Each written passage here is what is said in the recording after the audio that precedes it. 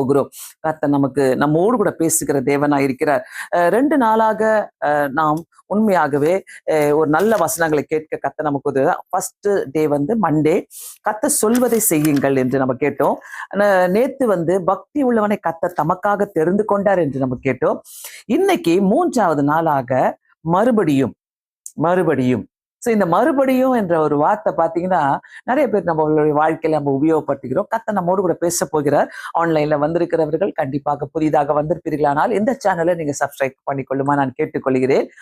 தொடர்ந்து எல்லாம் சப்ஸ்கிரைப் பண்ணிட்டாதான் நல்லா இருக்கும். ஏன்னா நிறைய பேர் கிட்டத்தட்ட 75% சப்ஸ்கிரைப் பண்ணாம பார்த்துட்டு இருக்கிறாங்க. ஸோ இந்த நேரத்துல நம்ம சப்ஸ்கிரைப் பண்ணிக்கிட்டீங்கன்னாக்கா நம்ம நல்லா இருக்கும்.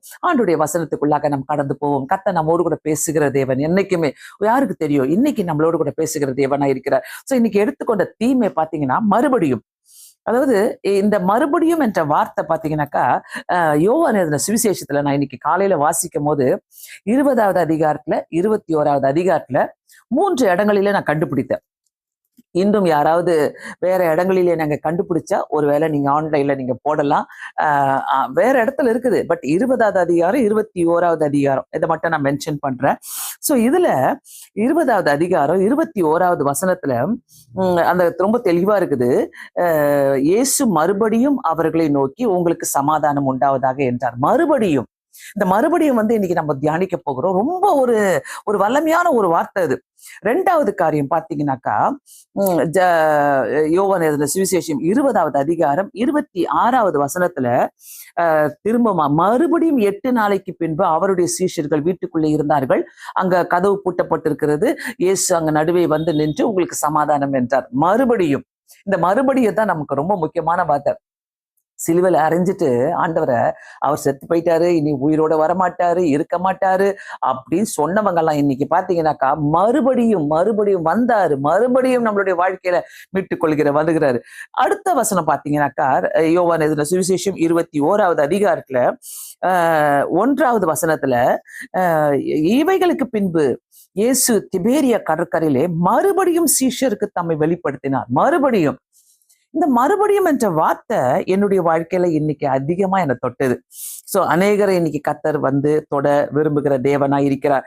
மறுபடியும் மறுபடியும் ஆண்டவர் சொல்ற இந்த வார்த்தைக்கு நம்ம கீழ்ப்படிவோமானால் கண்டிப்பாக நம்மோடு கூட பேசுகிற தேவனா இருக்கிறார். சோ இந்த மறுபடியும் சந்தேகமே வேண்டாம், நம்புங்க. நம்மளுடைய வாழ்க்கையில மறுபடியும் கர்த்தர் அநேக புதிய காரியங்களை செய்ய வல்லவராய் இருக்கிறார். யாரா இருந்தாலும் எதுவா இருந்தாலும் ஐயோ முடிஞ்சு போச்சே, இதுக்கு வேற வழியே இல்லையா, என் மகளுடைய வாழ்க்கையில அப்படிலாம் நீங்க கேட்கறீங்கன்னா மறுபடியும் கர்த்தர் வர நமக்கு வாய்ப்புகள் நிறையவே இருக்குது. நம்மளுடைய வாழ்க்கையில மனுஷன் தான் திரும்பி வரமாட்டாங்க. கர்த்தர் மறுபடியும் செய்ய வல்லவராய் இருக்கிறார். அதே மாதிரி எரேமியால பாத்தீங்கன்னாக்கா 31வது அதிகாரம் 4:5 இஸ்ரவேல் என்னும் கன்னிகையே மறுபடியும் உன்னை மீட்டுக் கொண்டேன், மறுபடியும் உன்னை கட்டுவிப்பேன், நீ கட்டப்படுவாய், மறுபடியும் நீ மேல வாத்தியத்தோடும் ஆடல் பாடல் செய்கிறவர்களின் களிப்புள்ள கூட்டத்தோடும் புறப்படுவாய், மறுபடியும் சமேரியாவின் மலைகளிலே திராட்சை தோட்டங்களை நாட்டுவாய், நாட்டுகிறவர்கள் அவைகளை நாட்டி அதன் பலனை அனுபவிப்பார்கள். அந்த எத்தனை மறுபடியும் அங்க வருது பாருங்க அந்த இடத்துல. சோ இந்த மறுபடியும் என்ற ஒரு வார்த்தை இன்னைக்கு ரொம்ப ஒரு கேட்சி வேர்டா எனக்கு என்னுடைய வாழ்க்கையில இன்னைக்கு என்னோடு கூட பேசிக்கொண்டே இருந்தது. அந்த வார்த்தையை தான் நான் உங்களோடு கூட பகிர்ந்து கொள்ள போகிறேன். மறுபடியும் வருவார். ஆண்டவர் வந்து மறுபடியும் வந்தாரு, உயிர் தெழுந்து வந்தாரு. அப்போஸ்தலர் 1வது அதிகாரத்துல பாத்தீங்கன்னாக்கா அப்போஸ்தலர் 1வது அதிகாரம் 11வது வசனத்துல கலிலேயராகிய மனுஷரே, நீங்கள் ஏன் வானத்தை அண்ணாந்து பார்த்து நிற்கிறீர்கள்? உங்களிடத்திலிருந்து வானத்துக்கு எடுத்துக்கொள்ளப்பட்ட இந்த இயேசுவானவர் எப்படி உங்கள் கண்களுக்கு முன்பாக வானத்துக்கு எழுந்தளினாரோ அப்படியே மறுபடியும் வருவார். சோ இந்த மறுபடியும் என்ற வார்த்தை ஆண்டவராகிய இயேசு கிறிஸ்துகிட்ட எக்கச்சக்கமாவே இருந்துச்சு. அந்த மறுபடியும் செஞ்சாரு, மறுபடியும் வருவாரு, மறுபடியும் உயிர் தெழுந்தாரு, மறுபடியும் அவர் செய்வாரு, மறுபடியும் என்னை சந்திக்க வருவார். ஆமேன். சோ இத வந்து நம்ம எப்படி இந்த வார்த்தைய நம்ம தியானிக்க போகிறோன்றத இப்போ நீங்க டீட்டெயிலா பார்க்க போறீங்க. அநேகர் இந்த ஆன்லைன்ல வந்திருக்கிறீங்க, ஜெபிக்கலாமாங்க இந்த சேனல்ல நீங்க வந்திருக்கிறீங்க, எங்களுக்கு ரொம்ப சந்தோஷம். வந்திருக்கிறவங்க தயவு செய்து நீங்க சப்ஸ்கிரைப் பண்ணிக்கொள்ளுங்க. நம்ம வசனங்களுக்குள்ளாக போலாம். 21வது அதிகாரம் யோவான் எழுதின சுவிசேஷம் 21வது அதிகாரம் 2:3 பாத்தீங்கன்னாக்கா அவர் மறுபடியும் வந்தார். மறுபடியும் உயிர்த்தெழுந்து வந்து சீஷர்களுக்கு எல்லாருக்கும் போயிட்டு உங்களுக்கு சமாதானம் உண்டாவதாக, உங்களுக்கு சமாதானம் உண்டாவதாக என்று சொன்னாரு. அடுத்தது பாத்தீங்கன்னாக்கா அந்த 21வது அதிகாரத்துல 2வது வசனத்துல தம்மை வெளிப்படுத்தினார், வெளிப்படுத்தின விவரமாவது அப்படின்னு போட்டுக்குது. வெளிப்படுத்தின விவரமாவதுன்னு சொல்லிட்டு சீஷர்கள் எல்லாரும் பேரையும் போட்டுக்குது 2வது வசனத்துல போட்டு, சீஷர்கள் வேற 2 பேரும் கூடி இருக்கும் போது அங்க எந்தெந்த யார் யார் இருந்தாங்கன்னு சொல்லி போட்டிருக்குது. 3வது வசனத்துல சீமோன் பேதுரு மற்றவர்களை நோக்கி மீன் பிடிக்க போகிறேன் என்றான். அதற்கு அவர்கள் நாங்களும் உம்மோடு கூட வருகிறோம் என்றார்கள். அவர்கள் புறப்பட்டு போய் உடனே படவிலே ஏறினார்கள். அந்த ராத்திரியிலே அவர்கள் ஒன்று பிடிக்கவில்லை. இங்க என்ன ஆகுதுனாக்கா, ஆண்டவர் மறுபடியும் வந்து தன்னை வெளிப்படுத்துறாரு, சீஷர்கள் இடத்துல வெளிப்படுத்துறாரு. ஆனா சீஷர்கள் இன்னும் நம்பல. அவங்க என்ன பண்றாங்க, இந்த இடத்துல பாருங்க, திபேரியா கடற்கரையிலே மறுபடியும் சீஷர்களுக்கு தம்மை வெளிப்படுத்தினார் போட்டிருக்குது 1வது வசனத்துல. ஆனா அந்த சீஷர்கள் என்ன பண்றாங்க, பேதுரு எல்லாரும் சேர்ந்து மற்றவர்களுக்கு மீன் பிடிக்க போறாங்க. எதை விட்டுட்டு வந்தாங்களோ அங்க போறாங்க. எதுக்காக நான் இதை சொல்றேன்னாக்கா, அவங்க நினைச்சிட்டாங்க, இனி அவ்வளவுதான், ஆண்டவர் வரமாட்டாரு, இனி நம்ம தொழிலை பார்க்க வேண்டியதான், அவர் வந்து காட்சி அளித்தாலும் அவங்க நம்ம பொழைப்ப பார்க்கணும்ல, அதனால நம்ம பொழைக்க போயிடலாம்னு சொல்லிட்டு, இனிமேல் நம்மளை யார் போஷிப்பா, இனிமேல் நம்மளை யார் கூட இருப்பா அப்படின்னு சொல்லிட்டு அவங்க என்ன பண்றாங்க, திருப்பி கடற்கரைக்கு போறாங்க. ஆனா திருப்பி கடற்கரைக்கு போயிட்டு அவங்களுடைய வேலைய, அவங்க விட்டு வந்த வேலையை திருப்பி செய்யறாங்க. அதுதான் பார்க்கும் போது எனக்கு ரொம்ப ஷாக்கிங்கா இருந்தது. இவங்க தெரிஞ்சு செய்யறாங்களா, தெரியாம செய்தாங்களா, இல்ல தெரியல. ஆனா இந்த இடத்துல பாத்தீங்கன்னாக்கா, அவங்க விட்டு வந்த வேலையை திருப்பி போறாங்க. அந்த விட்டு வந்த வேலையை செய்யறதுக்காக போறாங்க. அதாவது நிறைய நேரங்களில நம்மளுடைய வாழ்க்கையில நீங்க திரும்ப பழைய வேலைக்கோ பழைய பாவத்திற்கோ போனாலோ உங்களை திரும்ப அந்த இடத்துல இருந்து அவர் வந்து சந்திப்பார். எதுக்காக நான் இதை சொல்றேன்னாக்கா, நிறைய பேருடைய வாழ்க்கையில ஆண்டவரை பிடிச்சிக்கிறோம், ஆண்டவரோடு கூட இருக்கிறோம், திரும்பி பழைய வாழ்க்கைக்குள்ள, பழைய தொழிலுக்குள்ள, பழைய காரியங்களுக்குள்ள நம்ம போய் விடுகிறோம். அது எப்படி நம்மளுக்கு தோணுதுனாக்கா, இனி கர்த்தர் நம்ம கூட வரமாட்டாரு, கர்த்தர் நம்ம கூட இருக்க மாட்டாரு, கர்த்தர் நம்ம கூட பேச மாட்டாரு அப்படின்னு நம்ம நினைச்சுக்கிட்டு பழைய வேலைக்கு போயிடுறோம், பழைய தொழிலுக்கு போயிடுறோம், பழைய பேச்சுக்குள்ளாக போயிடுறோம், பழைய சிந்தனைக்குள்ளாக போயிடுறோம். பிரியமானவர்களே, இதை கண்டிப்பாக நம்ம எல்லாருமே யோசிக்க வேண்டிய காரியமா இருக்கிறது. அதாவது அந்த அந்த இடத்துல பாத்தீங்கன்னாக்கா, அவங்க எல்லாருமே புறப்பட்டு போறாங்க. ராத்திரியிலே அவர்கள் புறப்பட்டு போய் உடனே படவிலே ஏறினார்கள். அந்த ராத்திரியிலே அவர்களால் ஒன்றும் பிடிக்கவில்லை. என்னைக்கு நடந்தது, அன்னைக்கு லூக்கா எழுதின சுவிசேஷம் 5வது அதிகாரத்துல 5வது வசனத்துல நடந்தது இல்லையா, அதேதான் இங்க நடக்குது. அன்னைக்கு பேதுரு கிட்ட போய் பேசுறாரு ஆண்டவர், பேதுரு கிட்ட போய் பேசுறாரு. அப்ப சொல்றாரு பேதுரு, ஐயரே நாங்க முழுதும் பிரயாசப்பட்டு ஒண்ணும் கிடைக்கலன்னு சொல்றாரு. அதேதான் இங்க வந்து இதே திரும்பி அதே வேலைக்கு போறாங்க, ஒன்னாகப்படல. அவங்களுக்கு தெரியும் ஆண்டவரோடு கூட ஊழியம் செஞ்சாங்க, ஆண்டவரோடு கூட சுத்தினாங்க, ஆண்டவரோடு கூட பிசாசுகளை விரட்டினாங்க, சொஸ்தமாக்குனாங்க, எல்லாத்தையும் செஞ்சுட்டு திருப்பி தங்களுடைய பொழைப்பை பத்தி யோசிக்க ஆரம்பிச்சுட்டாங்க. ஊழியத்துல காலை வச்சுட்டு, ஊழியத்துக்குள்ளாக வந்துட்டு, ஆண்டவருக்குள்ளாக வந்துட்டு, ஆண்டவருக்காக அநேக காரியங்களை செஞ்சுட்டு திரும்பி கலப்பையின் மீது கையை வச்சுட்டு திரும்பி பார்த்தா என்ன ஆகும் தெரியும்ல, வேதம் சொல்லுது. இதேதான் இந்த இடத்துலயும் அவங்க ஒன்றும் அகப்படவில்லை. எடுத்த உடனே அடுத்தது பாத்தீங்கன்னாக்கா 4வது வசனத்துல, விடிய காலம் ஆன போது இயேசு கரையில நின்றார், அவரை இயேசு என்று அவர் அறியாது இருந்தார்கள். பிரியமானவர்களே, கூடவே இருந்த சீஷர்கள், இயேசு போயிட்டு கரையில நிக்கிறார், இவனுங்கெல்லாம் போயிட்டு வருவாங்க, கடலுள்ள போயிருக்கிறாங்க, இப்ப வருவாங்க, என்னதான் பண்றாங்கன்னு பார்க்கலாம் அப்படின்னு சொல்லிட்டு இயேசு போயிட்டு கரையில நிக்கிறார். கரையில நிக்க போது சீஷர்கள் என்ன பண்றாங்க, விடிய காலமாக இயேசு கரையில நின்றார், அவரை சீஷர்கள் அறியாது இருந்தார்கள். இயேசு அவர்களை நோக்கி, பிள்ளைகளை புசிக்கிறதுக்கு ஏதாவது உங்களிடத்து உண்டா என்று அதற்கு அவர்கள் ஒன்றும் இல்லை என்றார்கள். அவங்க கிட்ட ஒண்ணும் இல்லை. அவங்க இயேசுதான் கேட்கிறாருன்னு கூட அவங்களுக்கு தெரியல. அப்புறம் பாத்தீங்கன்னாக்கா 6வது வசனத்துல, அப்பொழுது நீங்கள் படவுக்கு அதுக்கப்புறம் பாருங்க, 5வது வசனத்து போறதுக்கு முன்னாடி இயேசு அந்த கரையில வந்து நிக்கிறாரு. அந்த கரையில வந்து நின்னா அவங்களும் வெறும் கையா இருக்கிறாங்க. நிறைய நேரங்களில நம்மளுடைய வாழ்க்கையில ஆண்டவரை விட்டு விலகி போகும்போது வெறும் கையா வெறும் மனசாதான் நிற்போம். நம்மளுக்கே தெரியாது என்ன நடக்க போகுதுன்ட்டு, நம்மளுக்கே புரியாத சூழ்நிலைய சாத்தான் கொண்டு வருவான்.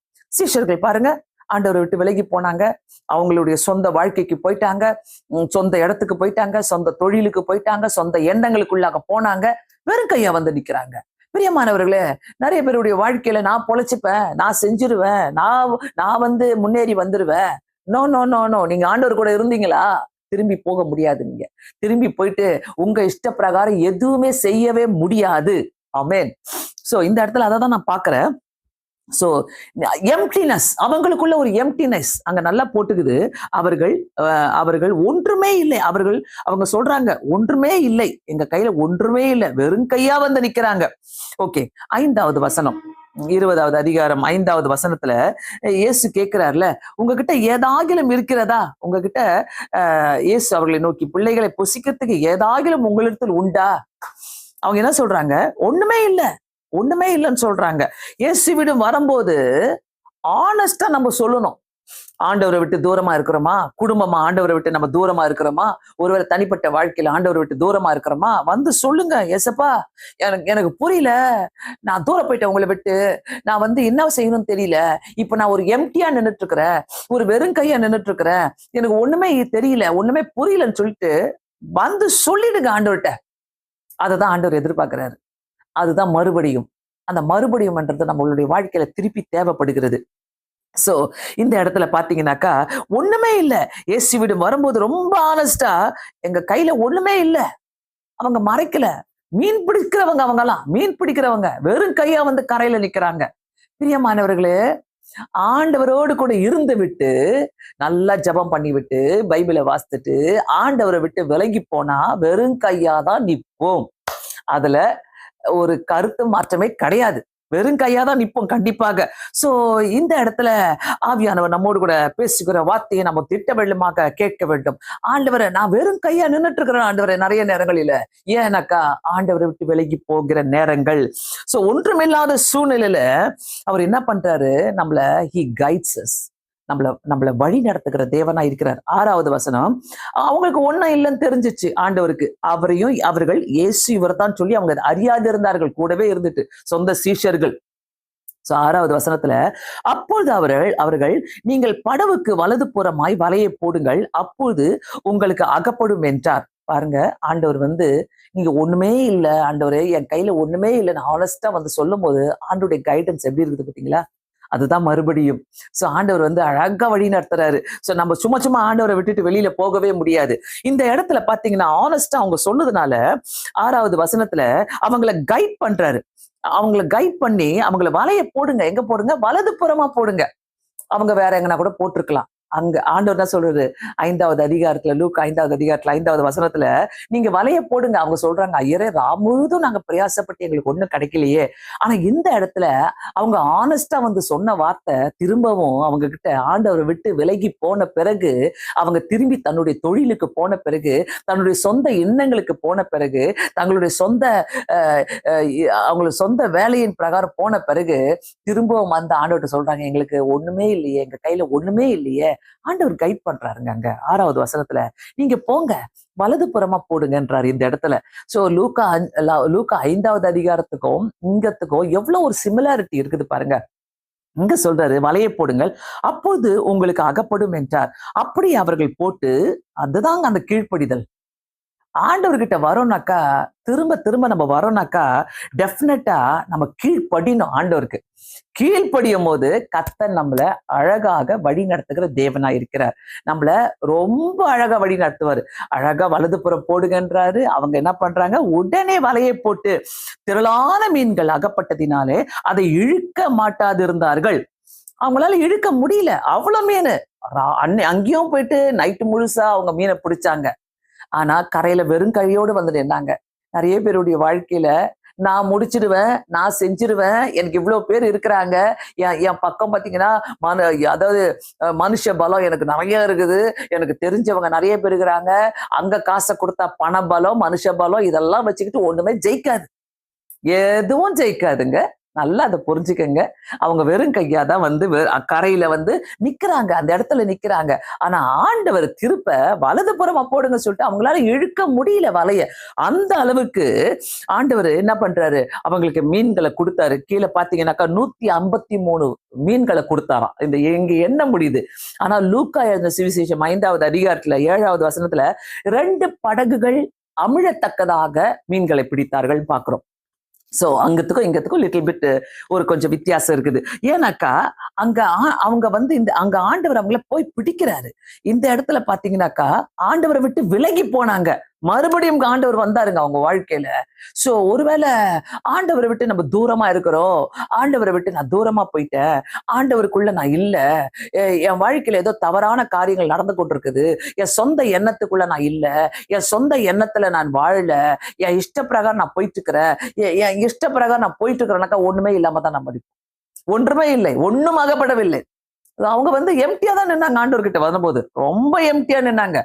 என்னைக்கு நம்ம சொந்த எண்ணத்தின் பிரகாரம் போகிறோமோ, என்னைக்கு நம்ம சொந்த இஷ்டப்படி போகிறோமோ, ஆண்டவர்கிட்ட வந்து ஏசப்பா ஒண்ணுமே இல்லை என் கையில, அப்படிதான் வந்து நிற்போம்.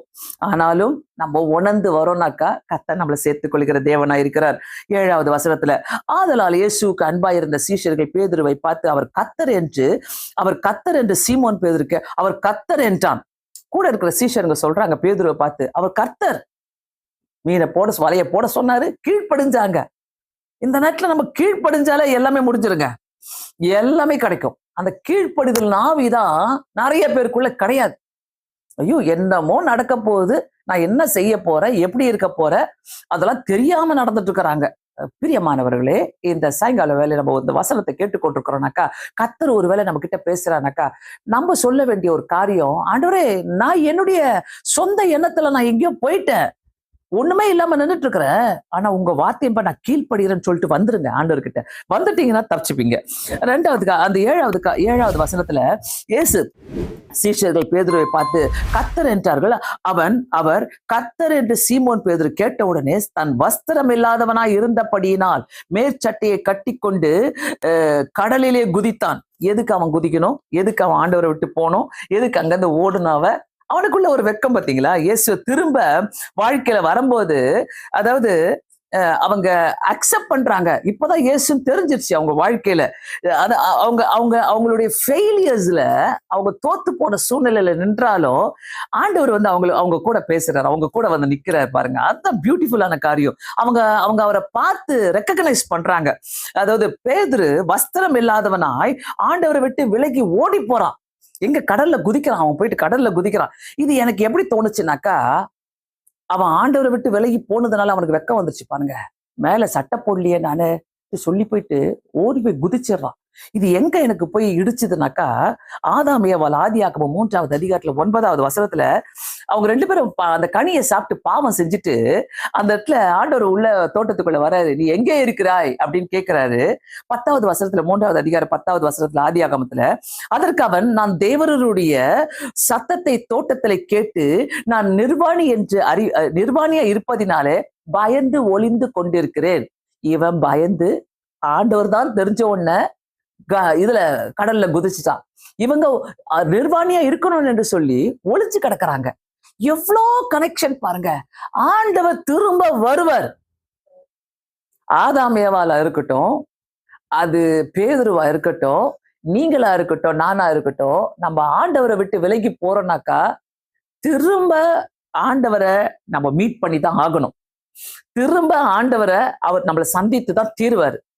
நமக்கு தான் வெக்கம் உண்டாகும். அதனால ஒருவேளை நான் அன்னைக்கு அந்த காலத்துல சிலர்லாம் சொல்லுவாங்க, அந்த காலத்துல நான் பயங்கர பக்தியா இருந்தேன், அந்த காலத்துல பாத்தீங்கன்னா ஐயோ எல்லா கூட்டத்துக்கும் நான் ஓடிடுவேன், நான் இப்படி பாட்டு பாடுவேன், அப்படி பாட்டு பாடுவேன், ஊழியனா ஓடிடுவேன், கல்யாணம் ஆயிட்டு எல்லாமே போயிடுச்சு அப்படின்னுவாங்க.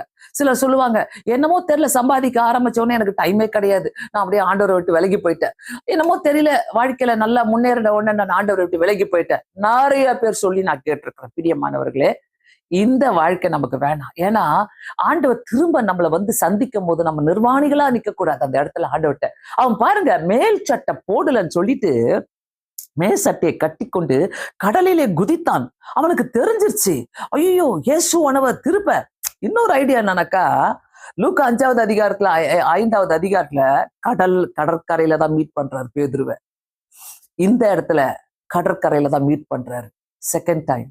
ஆண்டவர் உயிர் தேர்ந்த பிறகு அவன் வந்து ஆண்டவர் இயேசுநாதர் முடிஞ்சிட்டாரு அப்படின்னு சொல்ற கட்டத்துல இருக்கிற நேரத்துல கடற்கரையில தான் மீட் பண்ணாரு.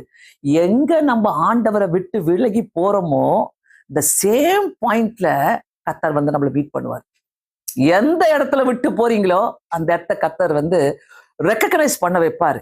எஸ், நான் ஆண்டவரை விட்டு விலகி போயிட்டேன், நான் நான் தவறி போயிட்டேன், நான் ஆண்டவருக்குள்ள நான் இல்ல, நான் ஆண்டவரோடு கூட நான் இல்ல அப்படின்ட்டு நம்ம நினைக்கிற இடத்துல கொண்டு நிறுத்தி நம்மளை ரெக்கக்னைஸ் பண்ண வைப்பாரு. சில நேரங்களில வாழ்க்கை ரொம்ப சூப்பரா ஓடுது, நம்ம நினைச்சிட்டு இருப்போம் சூப்பரா இருக்குது, எல்லாமே இருக்குது வாழ்க்கையில, எல்லாமே நல்லாவே நடந்துட்டு இருக்குது, எனக்கு என்ன குறை அப்படின்னு நம்ம நினைச்சிட்டு இருக்கிற நேரத்துல பாத்தீங்கன்னாக்கா இந்த மாதிரி சம்பவங்கள்லாம் நடக்கும். இயேசு யாருன்னே தெரியாது. இயேசுவா? நல்லா ஜெபம் பண்ணிட்டு இருந்தவங்க நான் பார்த்திருக்கிறேன். நல்லா ஆண்டவரோடு கூட இருந்தவங்க, ஆண்டவரை நேசிச்சவங்க ஆண்டவரை விட்டு விலகி போயிடுவாங்க. ஒரு 6 மாசம் கழிச்சு அவங்கள பாத்தீங்கன்னாக்கா நம்மள பார்க்க கூட அவங்களுக்கு முகம் இருக்காது. ஜெபிக்கிறவங்கள பார்க்க கூட அவங்களுக்கு முகம் இருக்காது. அது மட்டும் இல்ல, ஜெபம் பண்ண சொன்னா அப்படின்னுவாங்க. நான் பார்த்திருக்கிறேன், இப்படிப்பட்டவங்களை நான் பார்த்திருக்கிறேன். ஜெபம் பண்ண வராது, அந்த முகத்துல தெரிஞ்சிடும். அகத்தின் அழகு முகத்துல தெரியுற மாதிரி ஆவிக்குரிய ஜீவியம், நீ ஆவிக்குரிய ஜீவியத்துல இருக்கிறியா இல்லையான்றது அது தெரிஞ்சிடும். பிரியமானவர்களே, இந்த இடத்துலதான் பேதுருவ ஆண்டவர் என்ன மாதிரி சந்திக்கிறாரு பாருங்க. அந்த கடற்கரையில சந்திக்கிறாரு பாருங்க. நீ கடற்கரையில தானே நான் உன்னை தொட்டேன், அதே கடற்கரையில மறுபடியும் நான் உன்னை சந்திக்கிறேன், மறுபடியும் நான் சந்திக்கிறேன். சோ ஆண்டவர்கிட்ட, இயேசு கிறிஸ்து கிட்ட நோ எஸ்கேபிசம். அந்த எஸ்கேபிசமே கிடையாது. ஒருவேளை நான் தப்பிச்சு போயிடுவேன், நான் நல்லா ஆயிடுவேன், நான் இப்படி ஆயிடுவேன், நான் சூப்பரா ஆயிடுவேன் நினைச்சிட்டு இருக்கிறீங்கன்னாக்கா நோ எஸ்கேபிசம். ஆண்டவர்கிட்ட கண்டிப்பா சந்திப்பார், குடும்பமா சந்திப்பாரு. யாரா இருந்தாலும் பேக் ஸ்லைடிங் ஆண்டவர் ஏத்துக்க மாட்டாரு. நான் பின்வாங்கி போயிட்டேனே அந்த தாக்கம் நமக்குள்ள இருந்தாலும் ஆண்டவர் நம்மளை மறுபடியும் சந்திக்கும் போது பழைய பாவத்துக்குள்ள போகாதீங்க, பழைய சிந்தனைக்குள்ள போகாதீங்க, உங்க இஷ்டத்துக்கு சொல்லி கொடுக்குற மனசு பிரகாரம் போகாதீங்க. ஏன்னா ஆண்டவர்கிட்ட நம்ம எம்டியா நிக்க கூடாது, நம்ம கைவிரிச்சு நிக்க கூடாது. பிரியமானவர்களே, ரொம்ப அழகா இந்த காலையில நான் இதை படிக்கும் போது என்னுடைய வாழ்க்கையில ஆண்டவர் ரொம்ப அழகான வார்த்தைகளை பேசி கொண்டிருந்தாரு. சோ 9வது வசனத்துக்குள்ளாக போகலாம். 9வது வசனத்தை நான் எப்படி பிரிச்சு வச்சுக்கிறேன்னா ABC அப்படின்னு நான் பிரிச்சு வச்சிருக்கிறேன். அதை கன்க்ளூட் பண்றேன் நான். 9வது வசனத்துல நம்ம எடுத்துக்கொள்வோம். அதுல எப்படி இருக்குதுனாக்கா, அவர்கள் கரையில இறங்கின போது அவங்க கரையில இறங்குறாங்க. அவர்கள் கரையில இறங்கின போது ஆண்டவரை சந்திக்கிறாங்க. எப்படி இருக்கும்ல, ஏர்போர்ட்ல இறங்கின உடனே நமக்கு அன்பானவர்களை பார்க்கும் போதெல்லாம் அப்படியே சந்தோஷமா இருக்கும். உள்ள இருந்து வரும்போதே நம்ம கண்ணெல்லாம் அதெல்லாம் தாண்டிதான் வரும், கஸ்டம்ஸ் எல்லாம் தாண்டிதான் வரணும். பட் அந்த ஏர்போர்ட்டுக்குள்ள வெளியில வரும்போது கண்ணெல்லாம் வெளியிலே இருக்கும். நம்மளுக்கு யார் நின்றுட்டு இருக்கிறா, எங்க நின்றுட்டு இருக்கிறாங்க, வெளியில இருக்கிறவங்களுக்கும் ஈகரா இருக்கும். அப்போ இவங்க கடற்கரைக்கு வராங்க, ஏசு அங்க இருப்பாருன்னு தெரியாது அவங்களுக்கு. ஆனா காலையிலே வந்துட்டாரு. அதுதான் 4வது வசனத்தை சொல்லுது. விடிய காலமான போது ஏசு கரையிலே நின்றார். விடிய காலத்திலேயே நின்றுட்டாரு.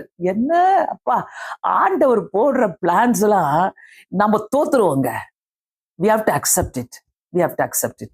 நம்ம போடுற பிளான்ஸ் நம்ம தோத்துருவோம். ஜெபிக்கிறவங்க தோத்துருவாங்க. நீ எப்படியோ அதை செய்ய முடிக்கணும், செஞ்சிடணும்னு நினைக்கலாம், கடைசியில நம்ம தோத்துருவோம். ஏன்னா நினைக்கவே இல்லை. அவங்க அந்த இடத்துல வந்த உடனே கரைக்கு, அதாவது இன்னொரு வசனம் அதுல அவங்க அந்த பேதுரு அங்க குதிச்ச உடனே மற்ற சீஷர்கள் 8வது வசனத்துல போட்டுக்குது, கரைக்கு ஏறக்குறைய 200 முழ தூரத்திலே இருந்தபடியினால். அவங்க தூரமா இருக்கிறாங்க, 200 முழம் தூரத்துல இருக்கிறாங்க. சோ அங்க கரையில இறங்கினாரு. 9வது வசனத்துல ஃபர்ஸ்ட் பார்ட் ஏ, அவர் கரையில இறங்கின போது கர்த்தர் அவங்களுடைய ஃபெயிலியர்ஸ்ல அவங்கள மீட் பண்றாரு. எம்டி ஹேண்ட்ல அவங்கள மீட் பண்றாரு. அவங்க ஒன்றுமே இல்லாத சூழ்நிலையில நிக்கும் போது ஜீசஸ் இஸ் வெயிட்டிங். கர்த்தர் அங்க வெயிட் பண்றாருங்க. உங்க வாழ்க்கையில, என் வாழ்க்கையில நிறைய நேரங்களில எப்போ நம்ம இயேசுவே நம்ம தப்பிச்சு போகணும்னு நினைக்கும் போது கூட he waits for us. அங்க கரையில நிக்கிறாரு. பி பார்ட், நம்மளுடைய ஃபெயிலியர்ஸ்ல அவர் மீட் பண்ணுவாரு. 9வது வசனத்துல பி பார்ட் என்னன்னாக்கா, கரி நெருப்பு போட்டிருக்கிறதையும் இந்த சார்கோல் ஃபயர், இது என்ன ரொம்ப அதிகமா யோசிக்க வச்சுது. அந்த இந்த இந்த அங்க பாருங்க, எல்லாமே ஆண்டவர் ரொம்ப ஒரு சிம்பாலிக்கா செஞ்சுட்டு இருக்கிறாரு. ஏன்னா சார்கோல் ஃபயர், கரி நெருப்பு. அப்படியே எடுத்துக்கொள்வோம்.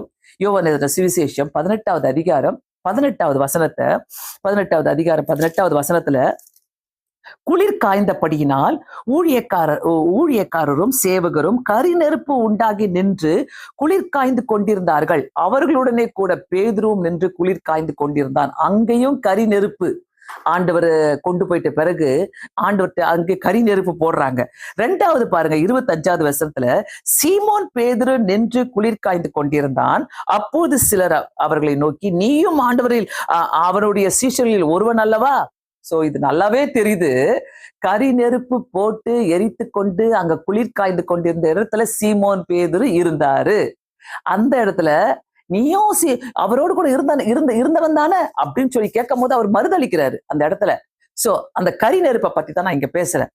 இந்த இடத்துல ஆண்டவர் கரி நெருப்பு போட்டு இருக்கிறதை கண்டு கரி நெருப்பை போட்டு காட்டுறாரு. ஏய், இந்த இடத்துல நீ என்ன மறுதளிச்ச பத்தியா? இன்னைக்கும் நீ என்ன மறுதளிச்சுட்டு போற. கரி நெருப்பு பேசுது. அவனுக்கு ஞாபகம் வந்திருக்கும். அந்த கரி நெருப்ப கரையில பார்த்த உடனே, நம்ம யாருமே இல்ல இந்த இடத்துல, எப்படி இந்த இடத்துல கரி நெருப்பு போட்டிருந்தது? அவர் பசியா வராரு, ஆண்டவராகிய இயேசு கிறிஸ்து பசியா கேட்கிறாரு. ஆனா இந்த இடத்துல கரி நெருப்பு போட்டிருக்குது. So very much connected. பேதுருவை எவ்வளவு நேசிக்கிறாரு பாருங்க. உங்களையும் என்னையும் ஆண்டவர் நேசிக்கிறார்னாக்கா சில சம்பவங்களை நமக்கு உணர்த்தி காட்டுவாரு. Don't avoid. சில பேட் சிச்சுவேஷன்ஸ் நமக்கு உணர்த்தி காட்டுவாரு. அந்த கரி நெருப்பு, சார்கோல் ஃபயர், எதுக்காக? உன்னை அனல் மூட்டுறதுக்காக தான் இங்க வந்திருக்கிறாரு ஒழிய நீ காட்டி கொடுக்கறதுக்காக இல்ல. பிரியமானவர்களே, திங்க் அபவுட் இட். இன்னைக்கு ஃபுல்லா என்னுடைய மைண்டுக்குள்ள, ஆண்டவரே இப்படியெல்லாம் யோசித்து நீங்க எங்களுக்கு செஞ்சிருக்கிறீங்களே அப்படின்ட்டு நம்ம சில இடங்களில ஆண்டவரை மறுதளித்துட்டு போற இடங்களில கர்த்தர் நீ மறுதளிச்சா கூட இந்த ஃபயரை உனக்கு நன்மையா உண்டாக்கி காட்டுறேன் பாருன்ட்டு அந்த இடத்துல கர்த்தர் போடுறாரு. சார்கோல் ஃபயர், கரி நெருப்பு. 18வது, அதாவது அவ பேதுரு டினை பண்ண இடத்துல ஆண்டவர் அதை சுட்டி காட்டி இதை உனக்கு நன்மையா மாத்தி தர. ஓகே, 9வது அதிகாரத்துல 21வது அதிகாரத்துல சி பாட்டு என்ன சொல்லிக்கிறதுனாக்கா, அதுல அதின் மேல் மீன் வைத்திருக்கிறதையும் அப்பத்தையும் கண்டார்கள். இது யார் செஞ்சா? ஆண்டவராகி இயேசு கிறிஸ்து செய்யறாரு. அவர் பசியா வந்தாரு. அவங்க கரைக்கு வந்த உடனே சார்கோல்ல நெருப்பு எரியுது. அந்த இடத்துல பாத்தீங்கன்னா கரி நெருப்பு போடப்பட்டிருக்கிறது. அதன் மேல் மீன் வைக்கப்பட்டிருக்கிறது. அப்பத்தையும் கண்டார்கள். அவங்க மீன் பிடிச்சிட்டு வரல, வெறும் கையா வந்தாங்க. கர்த்தருக்கு அங்க மீன் கிடைச்சிருக்குது. அவர் அதை செஞ்சு கொடுக்கிறாரு. அவர் அதாவது ஜீசஸ் ப்ரிப்பேர்ஸ் த மீல். நமக்காக ஆண்டவர் நல்ல ஒரு மீலை ஆயத்தம் பண்ணி வைத்திருக்கிறாரு பாருங்க. அவர் காட்டி காட்டி தராரு. நம்முடைய ஸ்பிரிச்சுவல் அண்ட் பிசிக்கல் நீட்ஸ அவருக்கு தெரிஞ்சிருக்குது. அவருக்கு தெரியுது, ஆண்டவருக்கு தெரியுது. அந்த அந்த என்ன பண்ணணும்ன்றது அவருக்கு தெரியுது. நல்லா தெரிஞ்சுக்கங்க, இந்த இடத்துல கர்த்தருக்கு எல்லாமே தெரியும். நம்மளுக்கு என்ன தேவை இருக்குதுன்னு சொல்லிட்டு எல்லாமே தெரியும். அதனால நம்ம ஆண்டவரே உமக்கு தெரியுமா, இதெல்லாம் தெரியுமா உமக்கு, நம்ம கேட்கணும்னு அவசியமே கிடையாது. கர்த்தாவே உமக்கு இதெல்லாம் தெரியுமா? கர்த்தர் அழகா ப்ரிப்பேர் பண்ணி வச்சிருக்கிறாரு. இவங்க மீன் இல்லாம வராங்க, சோர்ந்து போய் வராங்க, தங்களுடைய சொந்த எண்ணத்துல போனாங்க. பெருசா நாங்க சாதிச்சிருவோம் போனாங்க, சாதிக்க முடியாம வந்தாங்க. சொந்த எண்ணத்துக்குள்ள நம்ம போனாலே டேஞ்சர். நீ ஆண்டவரை கேட்காம எதனா செய்யும் போது டேஞ்சர். ஆனா கர்த்தர் பாருங்க, அவரை நீ வா, திருப்பி என்கிட்ட வந்துரு, நீ என்கிட்ட வான்னு சொல்லி ஆண்டவர் கூப்பிடுறாரு. So he prepares the meal. கர்த்தருடைய அதாவது ஸ்பிரிச்சுவல் அண்ட் பிசிக்கல் நீட்ஸ் அவர் தெரிஞ்சு வச்சிருக்கிறார் ஆண்டவர். அவங்களுடைய ஸ்பிரிச்சுவல் அண்ட் பிசிக்கல் நீட்ஸ் தெரிஞ்சு அந்த இடத்துல அவங்களுக்கு என்ன பண்றாரு, மீன் வைத்திருக்கிறதை அப்பத்தியும் கண்டார்கள். ரொம்ப அழகா இருக்குது, ரொம்ப அழகா அந்த இடத்துல Jesus meets our physical and spiritual needs. He is our provider and he is our sustainer. வேற ஒண்ணும் இல்ல, simple. He is our provider and he is our sustainer. So ஆண்டவர் கிட்ட வந்தாலே அவர் என்ன தர்றாருனாக்கா, அந்த காலை நேரத்துல விடிய காலையில அவங்க விடிய கால கடற்கரையில நிக்கிறது மட்டும் இல்ல, அவர் அந்த இடத்துல ஏர்லி பிரேக்ஃபாஸ்ட் அரேஞ்ச் பண்ணி கொடுக்கிறாரு. என்ன ஒரு தெய்வம் பாருங்க. இந்த தெய்வனை நம்ம வணங்கி கொண்டிருக்கிறோம். மறக்காதீங்க, நம்ம கூட கரிசனை உள்ள தேவனா இருக்கிறாரு. நம்ம மேல ஒரு கரிசனை உள்ள தேவனா இருக்கிறாரு. அந்த 3 பார்ட்டியும் பார்க்கும்போது ஆண்டவர் எவ்வளவு அழகா அவங்களை வழி நடத்தினாரு. வேர்ஸ் 12 அதுல 12வது வசனத்துல பாத்தீங்கன்னாக்கா 11வது வசனத்துல அதை பிடித்து அதாவது 153 மீன்கள் இருந்தது, அவங்க பிடிச்சிட்டு வந்ததை வச்சிருக்கிறாரு. 12வது வசனத்துல இயேசு அவர்களை நோக்கி, வாருங்கள் போஜனம் பண்ணுங்கள், கூப்பிடுறாரு. Is inviting. கர்த்தர் என்னைக்குமே தூக்கி போடுகிற தேவனே கிடையாது. இன்வைஸ். ஆண்டவர் நம்மளை இன்வைட் பண்றவரு. நம்மளை இன்வைட் பண்ணி அவர் கூப்பிடுறாரு. நம்மளை இன்வைட் பண்ணி அவர் கூப்பிடுறாரு. கூப்பிட்டு வாங்க போஜனம் பண்ணுங்க. ஏன்னா அவங்கள சோர்ந்து போய் வந்திருக்கிறாங்க. அவங்களுக்குள்ள ஒரு ஒரு ஒரு எனர்ஜியே கிடையாது. சோ ஆண்டவர் எதுக்கு இந்த போஜனம் பண்ண கூப்பிடுறாருனாக்கா, let's have a fellowship together. ஒரு கம்யூனியன், க்ளோஸ் கம்யூனியன் வச்சுக்கிறதுக்காக தான். ஒரு ஃப்ரெஷ் ஸ்டார்ட். எல்லாம் பாத்தீங்கன்னா எப்பவுமே சாப்பிட போனாலே நம்ம ஃப்ரெண்ட்ஸ் கூட சாப்பிட போறோம், இல்ல ஃபேமிலி கூட சாப்பிட போறோம்னாக்கா ஒரு சந்தோஷமா இருக்கும்ல. ஒரு க்ளோஸ் ஃபெலோஷிப்பை வச்சுக்கிறாரு. ஒரு குட் ஸ்டார்ட் அது. ஸோ நீங்க எங்கெங்கயோ போனீங்க, என்னென்னமோ பண்ணீங்க, என்ன மறந்துட்டீங்க, உங்க சொந்த எண்ணம் பிரகாரம் போனீங்க, எங்கெங்கயோ நீங்க சுத்துனீங்க. இது எல்லாமே தாண்டி உனக்காக கரையில வந்து நின்னாரு பாருங்க. பேதுருவே, உனக்காக கரையில வந்து நின்னாரு பாத்தீங்களா? சீஷர்களே, உங்களுக்காக கரையில வந்து நின்னாரு பாருங்களா? நான் நம்புறேன், ஆண்டவரை விட்டு நம்ம தூரம் போறோம்னாக்கா நிறைய கான்சிக்வன்சஸ் சந்திக்க வேண்டியதா இருக்கும். ஆண்டவரை விட்டு என்னைக்குமே தூரம் போகாதீங்க. ஒரு நாளும் தூரம் போகாதீங்க. ஒரு நாள் கூட. ஆண்டவர் இந்த அதிகாரத்தை வாசிக்கும் போது, ஆண்டவரை இவ்வளவுலாம் நீங்க கரிசனை உள்ள தேவன, உங்களுக்கு எவ்வளவோ வேலை இருந்திருக்கும். ஆண்டவர் உயிர் தெழுந்துட்டாரு. உயிர் தெழுந்த பிறகு இத்தனை காரியங்களை செஞ்சுட்டு இருக்கிற சீஷர்களுக்கு பாருங்க, கூடவே இருந்து உணர்த்தி தராரு. நான் உங்களை விட்டு போல, உங்களுக்காக நான் கரையில வந்து நின்ன, நீங்க தான் என்னை விட்டு கரைக்குள்ள போயிட்டீங்க. குதிச்சுட்டாங்க, அதுல போயிட்டாங்க, கடலுக்குள்ள போயிட்டாங்க, பாவத்துக்குள்ள விழுந்துட்டாங்க, தங்களுடைய சொந்த எண்ணங்களுக்குள்ள விழுந்துட்டாங்க. நிறைய நேரங்களில சாத்தான் நம்மள இப்படிதான் கைட் பண்ணுவான். நீ விழுந்துரு, நீ உன்னுடைய இஷ்ட பிரகாரம் போ, உன்னுடைய சொந்த எண்ணத்தின் பிரகாரம் நீ உள்ள குதிச்சிக்கோ, பாத்துக்கலாம் அப்புறமா, என் ஜபம் பண்ணி நீ மேல வந்துருவ, நீ பொழைச்சிப்ப. நான் சொல்றேன், ஆண்டுடைய சித்தம் இல்லாம, ஆண்டுடைய திட்டம் இல்லாம, ஆண்டுடைய பிளான்ஸ் இல்லாம நம்ம என்னென்னலாம் செய்யறோமோ கண்டிப்பா ஜெயிக்க முடியாத ஒரு சூழ்நிலைகள் நமக்கு. அவங்க எதுவுமே ஜெயிக்கல. அங்க போனாலும் அவங்க எதுவுமே ஒரு ஜெயிக்க முடியாத ஒரு பெரிய பிரச்சனையில இருந்தாங்க அந்த இடத்துல. சோ 13வது வசனத்துல, அப்போது இயேசு வந்து அப்பத்தையும் மீனையும் எடுத்து அவர்களுக்கு கொடுத்தார். என்ன ஒரு அழகான ஒரு வசனம் பார்த்தீங்கன்னா, அவங்களுக்கு எடுத்து கொடுக்குறாரு. சமைச்சது மட்டும் இல்ல, he is treating them. அவங்களுக்கு ஒரு நல்ல ஒரு ட்ரீட்டை கொடுக்குறாரு. அப்பத்தையும் மீனையும் எடுத்து கொடுக்குறாரு அவங்களுக்கு. அந்த நான் எப்படி பாக்குறேன்னாக்கா, ஒரு தாழ்மையுள்ள தெய்வம் அவரு. நம்மளாம் என்ன பண்ணுவோம்? செய்ய மாட்டோம்ல. நான் ஏன் போட்டு கொடுக்கணும், நான் ஏன் செய்யணும், நம்ம ஏன் சர்வ் பண்ணணும், அவங்களே போட்டுக்கிட்டோம், அவங்களே பண்ணிக்கிட்டோம், அவங்களே சாப்பிட்டோம் அப்படின்னு நினைக்கிற உலகத்துல, அதாவது யாரோ தப்பு செய்யறாங்க, யாரோ எதையோ விலகி போறாங்க, ஆண்டவர்கிட்ட போய் ட்ரீட் பண்ணலாமே அவங்கள. நீங்க ஏன் இதை செய்றீங்க, செய்யாதீங்க, நீங்க கொஞ்சம் யோசிங்க, நம்ம சொல்லலாமே. ஆண்டவர் பாருங்க அவங்களை எப்படி ட்ரீட் பண்றாரு. அப்பத்தை எடுத்து அவங்களுக்கு, இயேசு வந்து அப்பத்தையும் மீனையும் எடுத்து அவர்களுக்கு கொடுத்தாராம். பிரியமானவர்களே, இந்த சாயங்கால வேலை ரொம்ப திட்டவட்டமா என்ன முடிக்கிறார்னாக்கா, கர்த்தரு மறுபடியும் அவர் வருகிற தேவனா இருக்கிறார். மறுபடியும் வருகிற தேவன் அவர். வந்து அவருடைய வருகையை கூட அவர் அப்படிதான் சொல்றார். நான் திரும்ப வருவேன், மறுபடியும் வருவேன்னு தான் சொல்லிட்டு போறாரு. போகும்போது நான் திரும்ப வருவேன். நம்ம அப்போஸ்தலர் ஆல்ரெடி நம்ம படிச்ச 1வது அதிகாரத்துல நான் திரும்ப வருவேன்னு சொல்லிட்டு போறாரு. அப்போஸ்தலர் 1வது அதிகாரம் 11வது வசனத்துல, அப்படியே மறுபடியும் வருவார். ஆண்டவரு நம்மளை ஏமாத்திட்டு போக மாட்டாரு, நம்ம தான் ஏமாத்திட்டு போவோம் ஆண்டவரை. சோ எந்த சூழ்நிலைகள் வந்தாலும், எப்படிப்பட்ட கட்டங்கள் வந்தாலும் ஆண்டவரை விட்டு விலகி போகவே போகாதீங்க. மறுபடியும் அவர் வந்து உங்களை மீட்டுக் கொள்கிறார். உங்க குடும்பத்தை மீட்டுக்கொள்வார், உங்க கணவனை மீட்டுக்கொள்வார், உங்க பிள்ளைகளை மீட்டுக்கொள்வார், உங்க வேலையை மீட்டுக்கொள்வார், உங்க பிசினஸை மீட்டுக்கொள்வார், உங்களுடைய வாழ்க்கையை மீட்டுக்கொள்வார். நினைச்சிட்டு உங்க சொந்த பிரகாரமா, உங்க சொந்த எண்ணங்களின் பிரகாரம் கடல்ல குதிச்சிடாதீங்க. வேஸ்ட். சொந்த எண்ணத்தின் பிரகாரம் குதிக்காதீங்க. கர்த்தர் உங்ககிட்ட எக்ஸ்பெக்ட் பண்றது, தேடிக்கிட்டு வருகிற தேவனா இருக்கிறார். கண்டிப்பாக நீங்க வந்து இத கண்டிப்பா நீங்க பார்க்கணும். இதை பார்த்தீங்கன்னாக்க ரொம்ப நல்லா இருக்கும். நம்ம ஜபத்துக்குள்ளாக கடந்து போகலாம். யாரெல்லாம் நீங்க மறுபடியும் சொல்லி இந்த வார்த்தையை கேட்டீங்களையோ, மறுபடியும் கர்த்தர் உங்க வாழ்க்கையில வரணும்னு ஆசைப்படுறாரு.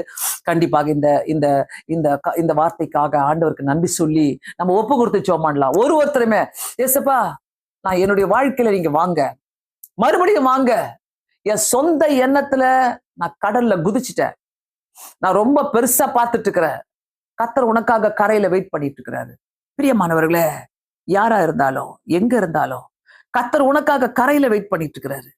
Is waiting for you, is waiting for you. அவரை இக்னோர் பண்ணாதீங்க. அவர் தெரியும், அவர் உங்களை விட்டுட்டு போகல.